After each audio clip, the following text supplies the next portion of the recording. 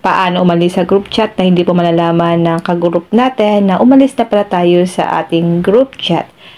So, hindi po sila manonotify na nag-left or nag-leave na po kayo doon sa inyong group chat. Okay? Ngayon, open lang natin ang Messenger.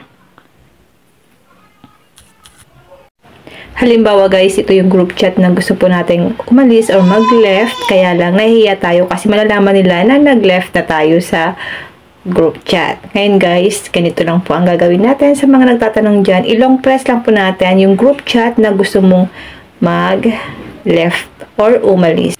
Hindi nila malalaman na umalis na pala tayo sa group kasi hindi sila manonotify. Lalabas dito ang archive, ignore, add members, mute, mark as unread. Leave group. Huwag nyo pong itap itong leave group. So, ang itatap lang natin dito is ignore. So, kapag tinap natin ang ignore dito guys, hindi na tayo makaka-receive ng mga message galing sa ating ka-group. Okay? So, hindi po sila manonotify na nag-left na tayo sa group natin. Kasi kapag ito kasing leave group, manonotify sila na nag-leave na tayo. So, itap lang natin dito guys ang ignore. At mawawala ito sa chat list natin sa Messenger. Then, tap natin ang ignore. Okay? So, ayan guys, wala na po siya sa ating chat list. Saan po ba natin guys makikita yung mga group chat na kung saan nag-left tayo? Tap lang natin ang 3 lines.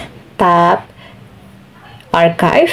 Dito po natin guys makikita yung mga group chat na kung saan nag-leave tayo or nag-left or yung mga group chat na kung saan in-ignore po natin. Okay? Yan lang guys. Sana po may natutunan kayo sa aking video. Huwag niyo po kalimutan na i-follow ako at i-share ang ating video para malaman din po nila kung paano po mag-leave sa group chat na hindi po malalaman ng mga member nila. Okay?